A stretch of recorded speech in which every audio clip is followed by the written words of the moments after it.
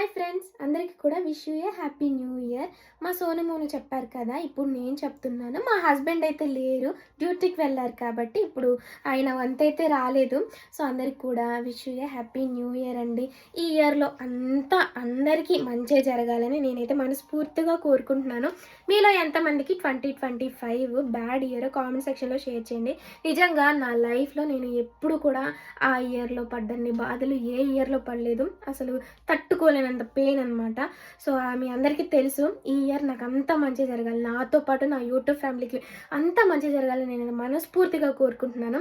So మీకు చెప్పడం కోసం అనేసి నేను ఇప్పుడే ఇంకా న్యూ ఇయర్లోకి ఎంటర్ అవ్వలేదు, బట్ నేను చర్చికి వెళ్తే విషెస్ చెప్పడం లేట్ అవుతుంది అనేసి ఇంకా నేను ఇప్పుడైతే తీసి పెడుతున్నాను.